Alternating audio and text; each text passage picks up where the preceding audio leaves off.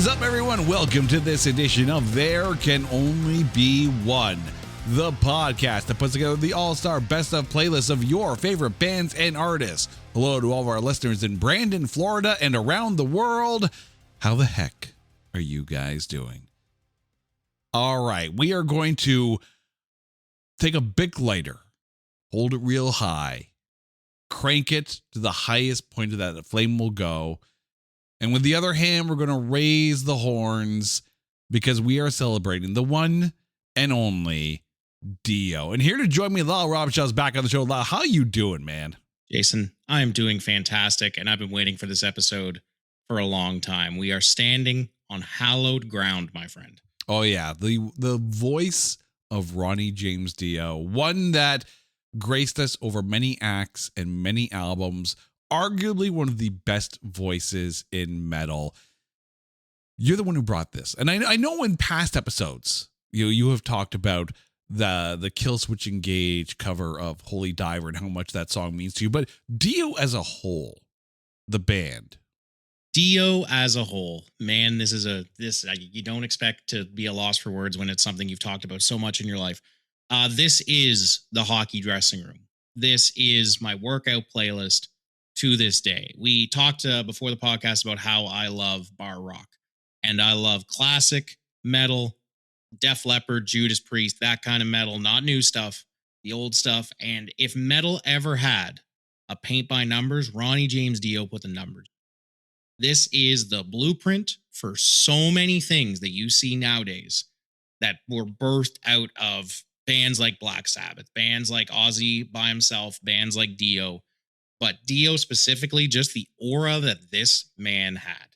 I was introduced to him through the Tenacious D movie when I was far too young to be seeing that movie, but I was watching it. This guy comes on and immediately my brain just clicked, and it's been an obsession ever since. The classic stuff, the first three albums, heavy rotation. I have both Holy Diver and Last in Line on vinyl. Massive Dio fan, and I'm so happy to be breaking this down with you. All right, well, let's talk about what we're going to be covering on this episode. We're dealing with the Dio discography, not just Ronnie James Dio, but just the Dio band. So that means we're leaving out bands like Rainbow, his years with Black Sabbath, his one-off album as Heaven and Hell, going back to like the Electric Elves and Ronnie and the Redcaps. We're not covering any of those albums. We're only going to be covering the 10 studio albums from the Dio discography. As always, we're not covering any live albums or best ofs. We're also not covering the Dio EP. That one was only 4 songs long, 2 of which appeared on previous albums, and Hide in the Rainbow appeared on the deluxe edition of the Dream Evil album. And we're also not going to be talking about anything from the Dio Disciples or Last in Line, which featured members from the various incarnations of Dio, but that's not what we're covering. We're covering the 10 albums that featured Ronnie James Dio and various band members. The Bible. Exactly. Well, we start with Holy Diver, released May 25th, 1983. The band at this point is Ronnie James Dio, Vinny Appice, Jimmy Bain, and Vivian Campbell. Hit number 13 on the UK charts and number 56 on the Billboard 200. Double platinum in the US with 2 singles, Rainbow in the Dark charting the highest, hitting number 14 on the US mainstream rock chart. So clearly this is a massive moment. Dio gets this new band together, puts out this bunch of songs. Your thoughts and your pick off this disc? This is obviously the one that started it all, both in terms of the quality of Dio's music and the badassery of the album covers. This one causing so much waves that it got a lot of mainstream attention because, of course, it is a priest chained up being thrown into the ocean by a demon, which is both very metal, but in 1983, very not okay for a lot of the listeners. Special shout out as well, before we even get into this, to Vivian Campbell, who is one of the best instrumentalists on this and in Def Leppard's catalog. We've covered Def Leppard before, so I'm a huge fan of him as well. He is nowhere more on his game, and there is not a better song on here than the single that charted the highest. It's Rainbow in the Dark. It's the do do do do do do. It is haunting in the perfect way. All of Ronnie James Dio stuff sounds like it could be this badass horror movie soundtrack, and this has the perfect creepy vibe to it. Obviously, my honorable mention is Holy Diver, because that is, at this point, I think, etched in the annals of rock history as one of the greatest tracks of all time. But Rainbow in the Dark is always going to be my favorite off of this one. Have it on vinyl. It's grooved all the way to hell just because I've played it so much. I love this album. It's hard to really not talk about this album, not talk about those two tracks, right? I mean, Rainbow in the Dark, obviously being the highest charting single, it was a flag in the ground, saying this is the band, this is what we are now, and this is what we're going to be doing. For me, Holy Diver is the pick. Obviously, I am so influenced by that Killswitch Engage cover. Like, it is so ridiculously good. But I mean, like, it just showcases everything in this band. I did have Caught in the Middle also on my short list with Rainbow in the Dark. But yeah, Holy Diver is definitely the song for me here. For me, it's the most recognizable. And I know you've talked about it, but the fact that I would have lost money, I would have thought the title track was your pick. A lot of people probably would, but personally, it's the lyricism of it. Holy Diver is good, and of course, there's always been the question about what is he talking about. You can see his stripes, but he's clean. It's great, but the lyrics of Rainbow in the Dark have always more resonated with me, and there's more of a melodic feel to it, where Holy Diver is more of a march. He has march songs where it's much just like he's talking very loudly, but this one you get to feel that vocal range, and the lyrics are just so much better to me. Do your demons, will they ever let you go? It's perfect Dio. The Last in Line, released July 2nd, 1984. We have a member addition at this point. Claude Schnell is added on keyboards. The album hit number 4 on the UK charts and number 23 on the Billboard 200, and it's platinum in the US. 3 singles off of this one. The Last in Line charted highest in the US, hitting number 10 on the mainstream rock charts, but Mystery charted the highest in the UK, hitting number 34. Your thoughts and your pick? The UK was right. Mystery is amazing.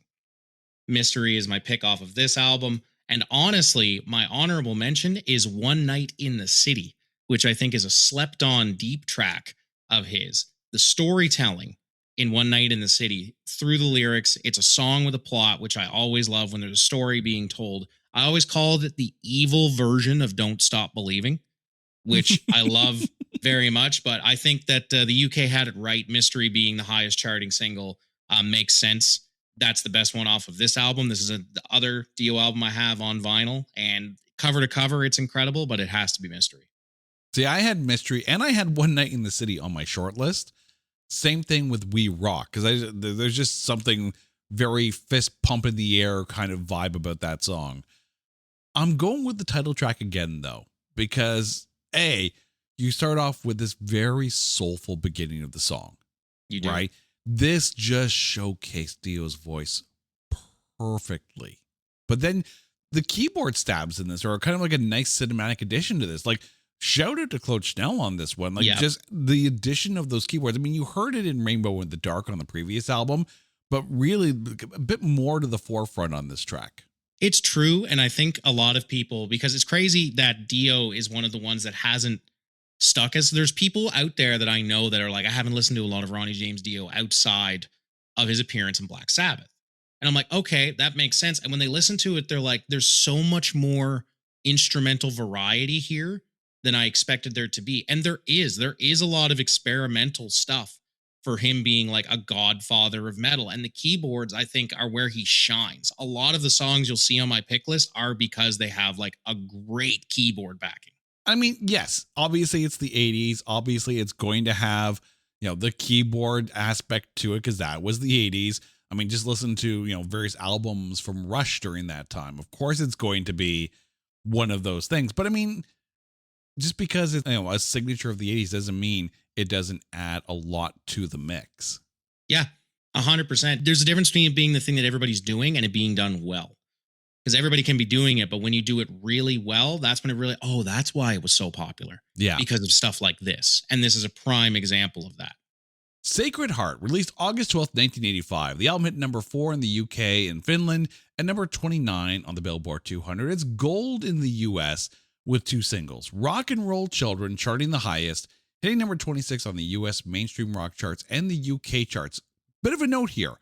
On the track Time to Burn, Craig Goldie actually featured on guitar on this one. Future member Craig Goldie. But your thoughts on this disc and your pick? So this is the other one from, I think, the golden trio. A lot of people would say, like, this is the classic era of Dio. This is where everything was not the same, but he had the formula down to a T, and everything was pumping and everything was headbanging 101. That being said, none of the singles that were released from this are either of my picks, because my pick from this is like the beat of a heart, because this is headbanging 101. Amazing lyrics. It's a driving march song, perfectly summing up like the classic feel of Dio. And the breakdown with the drums in the middle when it goes to a heartbeat and everything gets real silent for a minute there. It's cinematic. A lot of his stuff is cinematic, but this one is done amazingly well. My honorable mention is one that I never get here to talk about. It came in a spell. I found it in a wishing well. Shoot, shoot, which is one of the later tracks on the album. Sounds like a Disney villain song. It sounds like the song that the villain wins when they're on top and they're winning before the climax and they're standing up on a mountain and like screaming to the world. I love it. I love it so much. I mean, we're going to be talking about the theatrics and the storytelling of Dio probably a little bit later on in this show. Yeah. But I mean, this is an interesting album from a production standpoint because, of course, this, you had Vivian Campbell fired midway through the album's tour. Obviously, there's a lot of not pleasant feelings, I guess, probably during the making of this album, right? Hence why you have Craig Goldie appearing on one track later on. But I mean, my pick off this disc is one where Vivian Campbell is almost like playing to be heard. And that's King of Rock and Roll. Ooh, really good one. Like it's like the most guitar driven right up front. Vivian Campbell is almost like taking the microphone for himself and putting it up against the strings. Like that kind of urgency to wanting to be heard. And kicking off the album, and we talked at length about the art of making a track list, and what an opener. What a way to start it off with just this unleashing of hell from Vivian Campbell. Almost hate playing at this point. Yeah. And that's the thing. You can almost hear, for lack of a better term, the anger in what he's probably playing. Yeah, the vitriol, which is good, I guess, because you're playing in a genre where you can bottle that up and use it. Right. And you hear it here because like anger kind of goes hand in hand with a lot of the imagery and stuff that is dreamed up here. Also on my album cover watch here, this is one of the strangest Dio album covers because it looks almost like a stained glass window. There's definitely better offerings. Oh, yeah.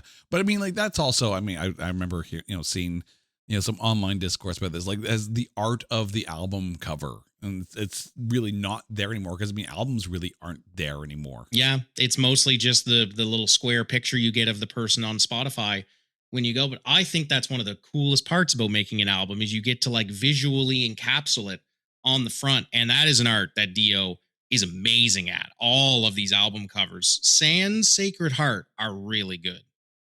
Dream Evil, released August 3rd, 1987. We have a member change, of course. Craig Goldie now replacing Vivian Campbell on guitar.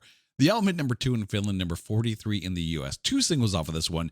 I Could Have Been a Dream hit number 33 on the US mainstream rock chart. So here, you're now hearing the Craig Goldie influence into the songwriting.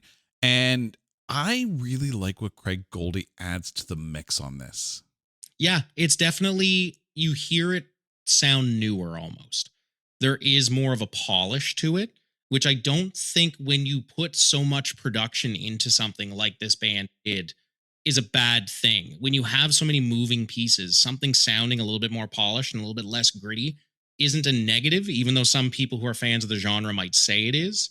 Because I've heard that complaint that around this time, things started to sound too much polished, too much new, too much like away from that like gritty, headbanging, sweaty feeling of the first three. But I think it only gets better the more kind of glamorous isn't the right word, but you know what I'm trying to say. The more clean it sounds going through, I think it helps more than it hinders the sound. All right. So what's your pick off this disc? This one actually is the title track. It's Dream Evil. I think that's a great title track. I think basing the entire album around it is good. It is probably the most classic Dio sounding song on this offering, but I don't think that's a bad thing. I also like All the Fools Sailed Away, but not enough to put it as my pick. All right, so my short list is actually pretty big on this one. Night People, Dream Evil, and Sunset Superman.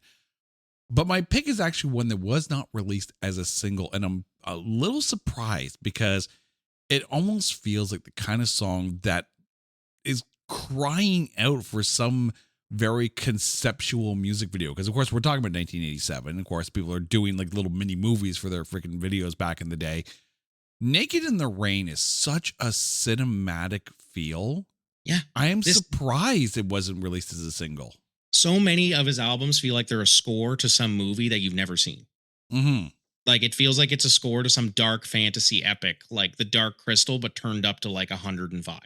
Oh, yeah. You could take a bunch of songs from Dio's wide discography and turn it into a feature film unto itself, very similar to Pink Floyd's The Wall, but basically it's a discography that's telling the story. Yeah, because he already does tell a story with most of his music, which is why I love it so much. Lock Up the Wolves, released May 15th, 1990. The band at this point is now Rowan Robinson, Jen Johansson, Teddy Cook, and Simon Wright.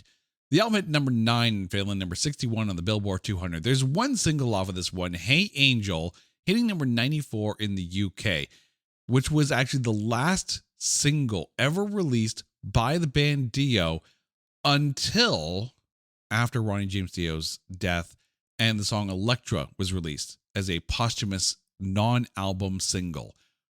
But this is a brand spanking new band and a brand spanking new sound. Your thoughts? You definitely hear influences from other bands in this more so than the previous outings, because my pick from this one is Night Music. And it almost sounds like an AC/DC, Rush, and Dio hybrid, if that makes any sense. It feels like they borrowed things from other places and put it into the blender with the tried and true formula. It really works in some places, but then there's other places where like Evil on Queen Street is a bit of a falter for me. Born on the Sun, a bit of a falter for me. But my short list for this one, Night Music is my pick. I liked Wild One and I like Twisted. But this does definitely feel like the most departure, I guess, from the original standpoint, which makes sense because the whole band was different, right? Like other than the front man, you're having a revolving door kind of at this point. He is still on his game. That is what the best part about Dio is that you can change the background casting and it's still going to be good because you can't take that power away from him. So you see it glimpse up here, but it's not as cover to cover as the rest of them have been. Yeah, I feel like we're dealing with more member changes than when we did the Steve Miller Band episode. Which is incredible because there was a lot going on there and there's a lot of moving parts. See, I find it funny that you said that Born on the Sun is a bit of a falter because it's actually my pick off of this. What? Yeah, really? But hear me out on this one, all right? Because we actually did the Def Leppard episode, and one of the biggest surprises on that run came off the Adrenalize album, which was the album that, you know, yes, he joined after the recording of it, but kind of marked the Vivian Campbell era. White Lightning. Yeah. And the thing is, the solo on this almost has some of that White Lightning aspect to it. So the fact that Vivian Campbell, no, he didn't perform on it, but the fact that Vivian Campbell became a part of Def Leppard during this album cycle, and of course he was a member of Dio, it's almost like one's like a hat tip to the other kind of thing. Yeah, it's like his ghost is still hanging around. And again, one of those guitar players that doesn't get enough credit, I think, for the amount of quality that they've put out and how recognizable the style is when you hear it. Oh, yeah. Right? Like when you hear his style of playing, it's like, oh, that's Campbell. Yeah. I mean, yes, I had Between Two Hearts and Walk on Water as my short list, but yeah, I think this is the one where you and I kind of differ the most because Born on the Sun is, I just found it from a solo perspective. It just had some very, earmarky kind of things from that White Lightning solo. Makes sense, especially if you're a fan of the style. Strange Highways, released October 25th, 1993. We have a member change on this one. Tracy G is now on guitar, and Jeff Pilson on bass and keys. Hit number 79 in Germany, number 142 on the Billboard 200. I'm not going to lie. I did not like the first half of this album. Really? See, I think this is one of the ones that surprised me the most because I'd only heard a couple singles off of this one and had never listened to it the full way through. And when I was finished, I was like, I enjoyed that more than I enjoyed Lock Up the Wolves, I think. I really enjoyed Strange Highways because it was almost like influenced by the time. You could feel some like saddy grunge undertones to it. My pick from this one is Bring Down the Rain, and my honorable mention is Evolution, because Evolution is just a Rob Zombie song. Evolution sounds like a Rob Zombie song, and that's not a bad thing. I don't think that's a bad thing at all. Bring Down the Rain, again, that little bit of undertone of like the, I don't want to say emotion of 1993, but like the it was really cool to be sad in that point in time. It was really cool to be sad. And you feel that come out in the album. And it was a departure from the normal stuff. But even Jesus, Mary, and the Holy Ghost, the first song, is like experimental in certain ways, but also really good. See, I take a look at 1993, and this is very much a kind of like a rise of prog kind of era. Obviously, Queensryche made a big deal with Operation Mindcrime in the late 80s, and Empire released in 1990. You know, you've got the rise of Dream Theater coming in here. You got, you know, bands like Fate's Warning now starting to get some attention because of the rise of bands like Queensryche. And I found like some of the songs on this were almost trying too hard for interesting time changes. I ended up going right to the end of the album. Bring Down the Rain, yes, is also my pick as well. Yes. Mainly because I think the guitar kind of gets out of the way of Dio's vocals. Yeah, it is much more the ones where he kind of takes center stage by himself. And a few of the picks are, you can kind of set about that. But see, I like at this point, you've been doing this for so long. And rather than do what so many of the bands that we have covered on here do and try to stick to the same formula, I love the fact that he keeps the essence of it. He keeps his style there, but he changes all of the moving parts around him and sees what fits with the vocal style without really changing that much. So I really like this one more than I thought I was going to. I was very surprised. I did have Hollywood Black and Blood from a Stone on my short list, but it was the side B of this album that piqued my interest a little bit more. Makes sense. One Foot in the Grave is also good. Angry Machines, released October 4th, 1996, hit number 44 in Germany. And I'm just going to let you go with this one because I'm kind of not a fan of this album. This is the weakest one. You are correct. This is by far the most forgettable, more filler than Thriller Dio album. I completely agree. There was only one song that I was aware of from this album before I did this recording, and it was Institutional Man. So that's my pick. Good storytelling, kind of captures some of the old magic, but the rest of it is pretty dark and doldrum for a 1996 release. It feels like they took a step backwards from Strange Highways for me. It feels like, you know, explore some of those things that worked in that album rather than kind of going all the way back and starting from scratch, which is what feels like happened. It feels like they were really trying for this to be another Holy Diver. See, I can see why that would be. I mean, even though I did find some Holy Diver-esque feel in Bring Down the Rain from Strange Highways, but I mean, Hunter of the Heart on my short list, but this boils down to literally the power of Ronnie James Dio. That's pretty much the saving grace, because This Is Your Life is my pick. And this is almost a Freddie Mercury-esque performance. Yeah, like this that's song, actually a good shot. This song is a Broadway stage act. It's a soliloquy, right? And the thing is, it's so good, and he's so good on it, that it makes everything else on the album feel even less than what it already is. Yeah, because you're like, look what you could have done if you just had tapped into this vein a little bit more, right? That's it. It kind of makes me upset when that happens, when you have a very subpar album from somebody who's really good, but there's one thing on there, and you're like, do that. Do that. If you would have given me like 12 tracks of this, we wouldn't be having this conversation right now, right? And it's sad to see, but that is a really good shot because that is very almost like a Phantom of the Opera-ish feel to it. Like it's him alone with a spotlight kind of thing, which sometimes is when he does his best work. Magica, released March 21st, 2000. We have more member changes going on here. Craig Goldie's now back on guitar, and Jimmy Bain is now back on bass. The album hit number 13 on the US indie album charts and number 20 in the UK. It's a concept album. I do love me a concept album. I loved this. I had never heard of any of this until the recording, and I texted you when I experienced it for the first time, and I was just like, what is this? And how have I never heard of it before? He has an 18-minute long exposition lore dump at the end of the album that explains what this story is. And it is, I always say, oh, this is his 2112. Because it is. This is a concept album. It is a rock opera that tells the story of aliens landing on a planet that a war has already been fought and ended, and a bunch of them are turned to stone. I love it. There's no notes. I think this is fantastic.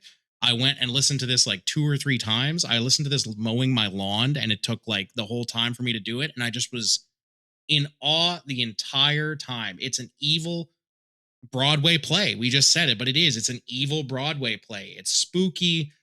Losing My Insanity is my pick for this, for the intro alone, because I feel like I'm about to sit down and play D&D, and we're about to fight the final boss. Like, it is so good. And my honorable mention is that 18-minute long lore dump at the end, the Magica story. Listen to that. I kind of wish Ronnie James Dio had gotten into writing novels. Exactly what I said. I was like, I would watch a series based on this. Yeah. I have heard of worse ideas for a fantasy series that have made it to network television. And put the backdrop of it be all Ronnie James Dio music, it's going to print money.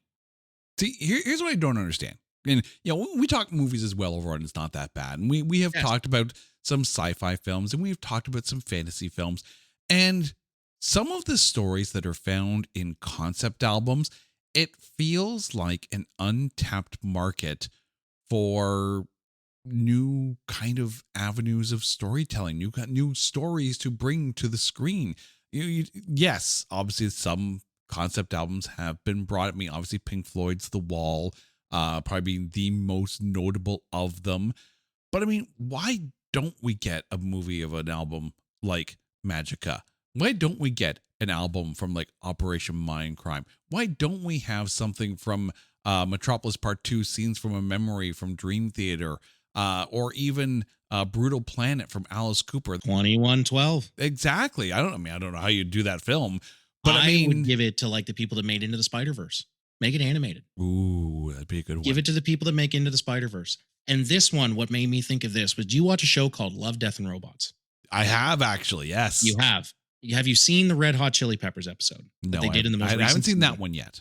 So what made me upset is that they said, we're doing a Red Hot Chili Peppers. I was like, this is amazing. What if they give us 20 minutes of just like using the Red Hot Chili Peppers songs to explain the plot of something? Instead, it was just a bunch of stop motion puppets, and it was a Red Hot Chili Peppers concert. They were on stage doing their thing. This is prime for something like that. Yeah. Give me a like 40-minute episode of an anthology series that is just the story of this concept album, and I will eat it right up. Yeah. Make it animated, put it on a streaming series.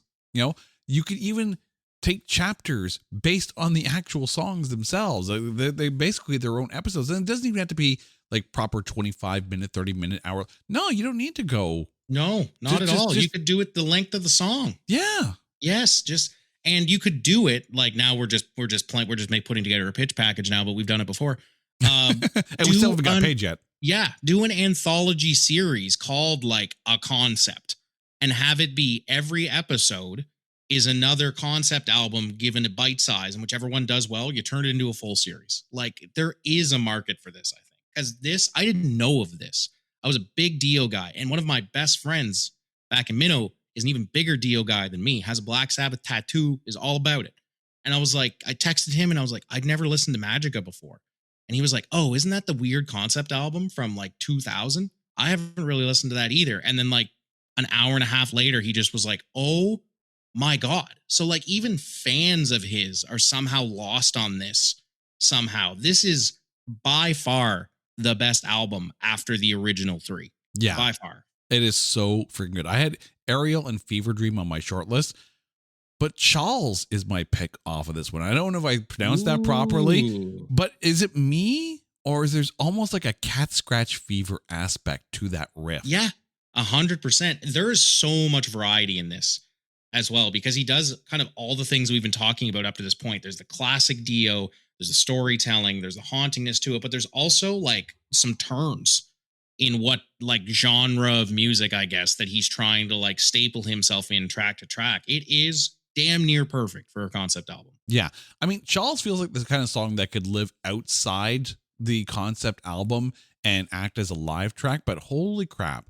I was not prepared for this album, and especially coming after like Angry Machines, like coming off of the weakest album of your discography, and you come back bringing Craig Goldie back into the mix, bringing Jimmy Bain back on bass. And really, I love what Jimmy Bain brings to the Dio sound.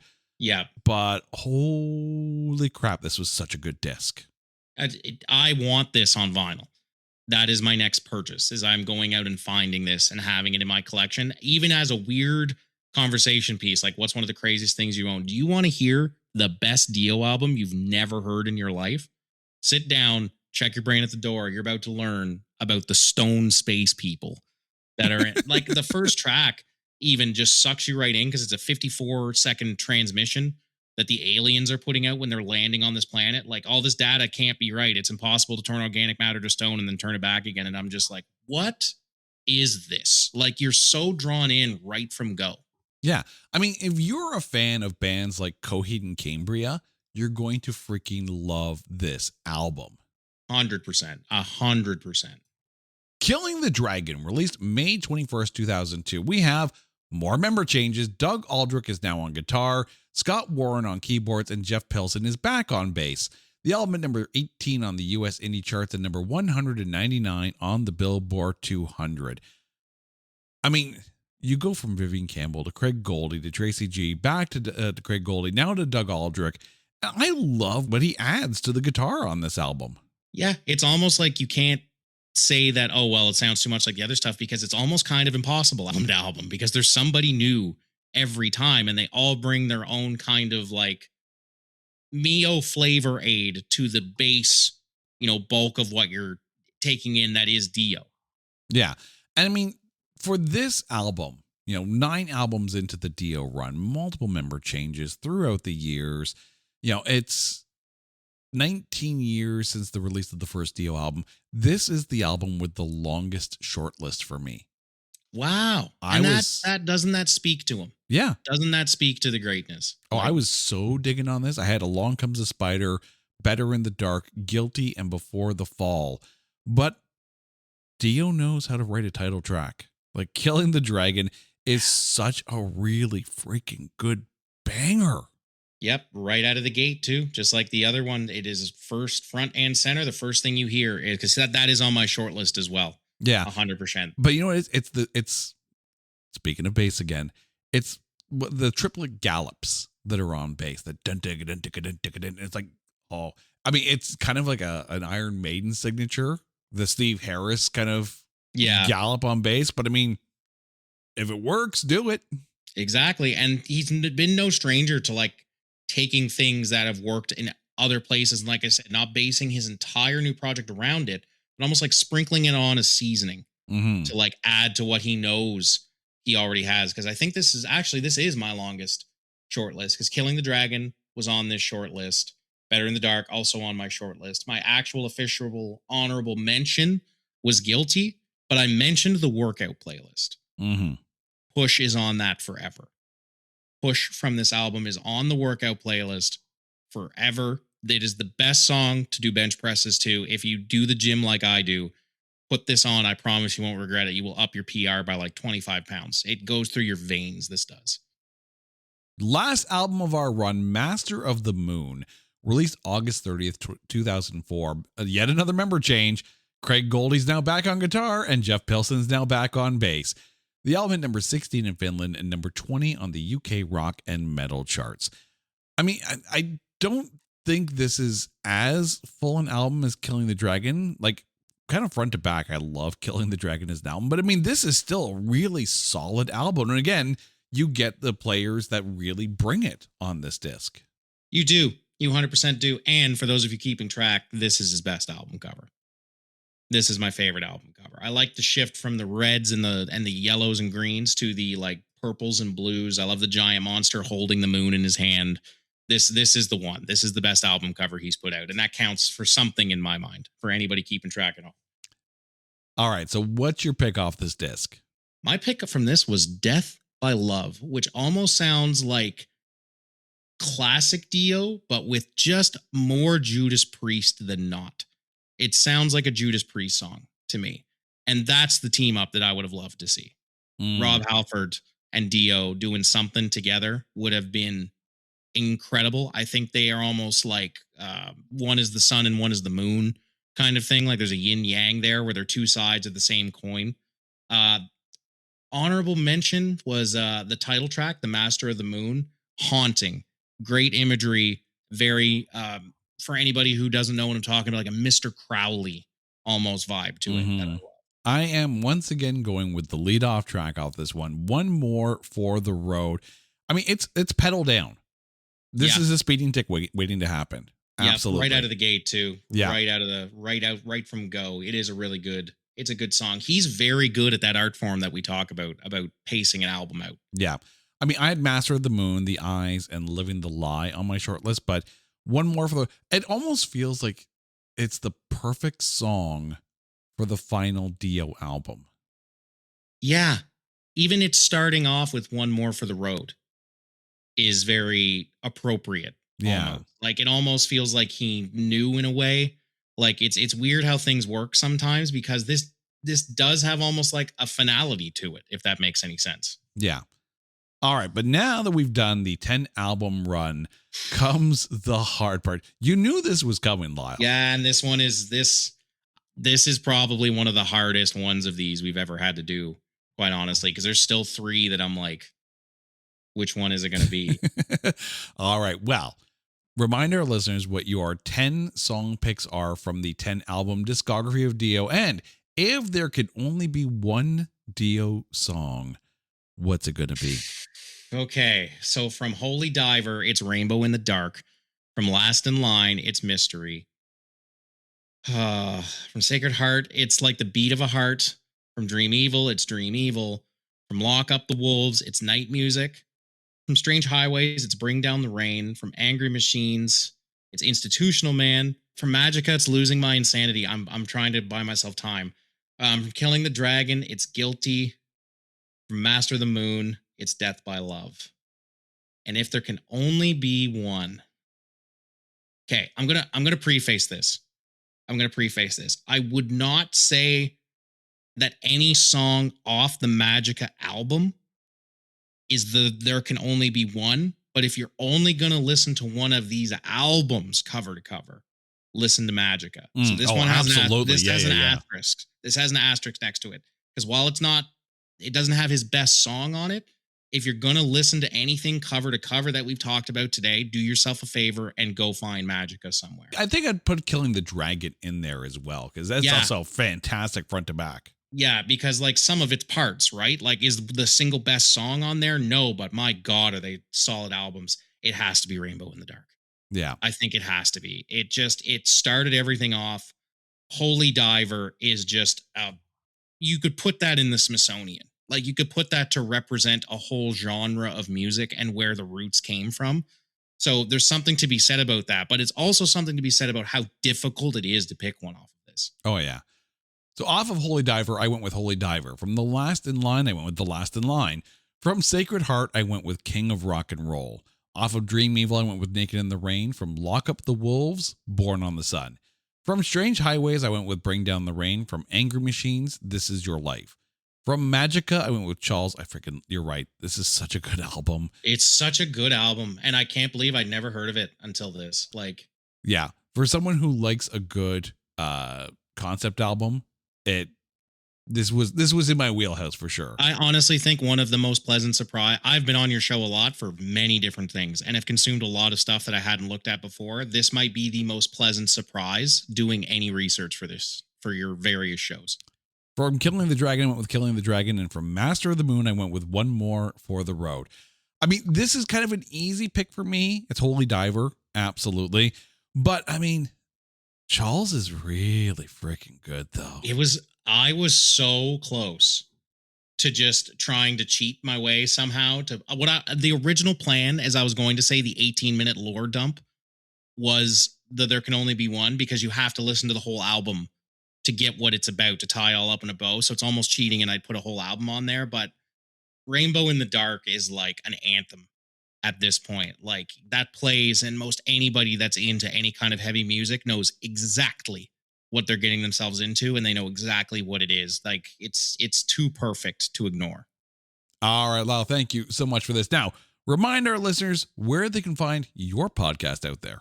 Yeah, I've got a podcast now, and it is about all things professional wrestling. Me and the boys from Sabotage at North Pro Wrestling have the podcast called Sabotage Everything. We are contributing to the scene every week.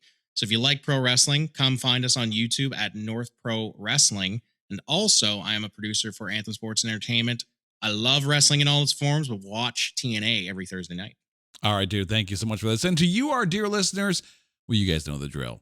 If there's an artist that you want us to cover on There Can Only Be One, or the Under 5 Top 5, or an album that you want us to cover on Spin Shuffle Skip, hit us up on social media at Only One Cast, or go to our website, notthatbadcast.com. And while you're there, bookmark the page, so whenever we put up a new episode, you can get notified immediately. Until next time, he's Lyle, I'm Jay. You guys are awesome. This is There Can Only Be One, a proud member of the Pantheon Podcast Network. Take care.